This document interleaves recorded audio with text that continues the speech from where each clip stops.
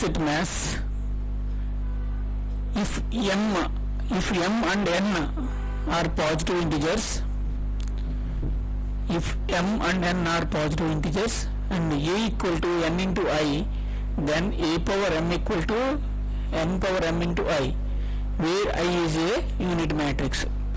So దీని అర్థం ఏంటంటే మీకు A equal to N into I అంటే ఐ అంటే ఎవరు ఇక్కడ unit matrix, A equal to N I అయితే దాన్ని A power M equal to N power M into I అవుతుంది అనమాట. అది ఎప్పుడు అవుతుంది అంటే ఐ అన్నది యూనిట్ మ్యాట్రిక్స్ అయినప్పుడు. So second one, B multiplication of matrices is associative. Multiplication of matrices associative అంటే మల్టిప్లికేషన్ ఉన్నది అసోసియేటివ్ అంటే ఇది పాటిస్తుంది అనమాట. ఆ ధర్మాన్ని, అసోసియేటివ్ అనే ధర్మాన్ని పాటిస్తుంది. A B of C equal to A into B C అనమాట. A B into C equal to A into B C. ఇది అంటే మల్టిప్లికేషన్ ఆఫ్ మ్యాట్రిసెస్ అసోసియేటివ్ అనే ధర్మాన్ని పాటిస్తుంది.